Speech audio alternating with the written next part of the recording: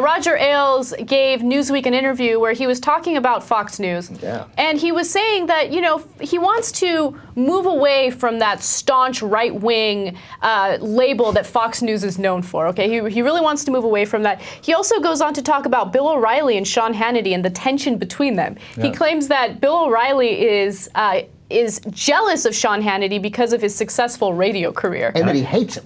Right. That he hates him. And Roger Ailes apparently talking about how he's going to be playing Uncle Fester on Broadway, which is nice too. Can you just imagine for 1 second anyone from TYT going to Newsweek and airing out dirty laundry there? Like, it amazes me that he has... Dave Kohler. Yeah, Dave Kohler would do that. If anybody were to do that, it'd be Dave Kohler. Well, and apparently Cenk. Yeah, that's true. But Cenk, I don't see Cenk doing it. I don't see Cenk like he did it. Well, not to us. Except for when he did it. Like, yeah, except for the time that he did it. Again, right. maybe. Yeah, he would never do it again. Right. No, it's a great thing, man. He's so candid. I mean, there are a couple things that I think that we would disagree with, of course, many things, very serious. That he wants a course correction at Fox News, veering away from the hard line that he says they took at the beginning of the Obama administration. Mm-hmm.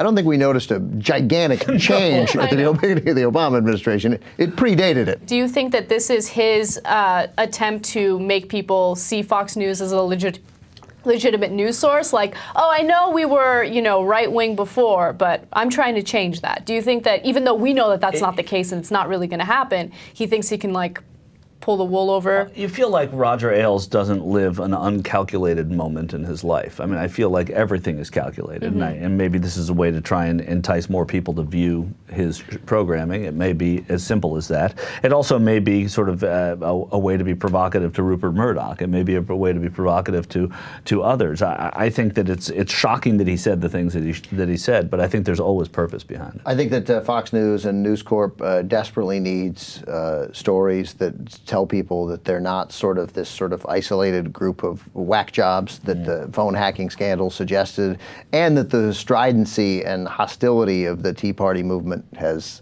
sort of sealed around Fox, that I think that in the last 6 months, a year, I guess since the Obama administration, in that sense maybe he's right, that there's a real sense that these guys are the point has been made. We succeeded. We made that clear.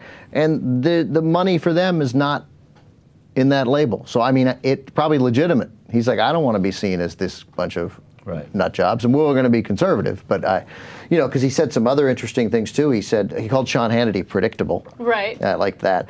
Sometimes has to have a word with Shepard Smith, though, on the other side, when Smith says things that might not go over well with the Fox News crowd. With their built-in audience. Because Shep Smith is certainly far and away the most independent thinker there. It's not even close.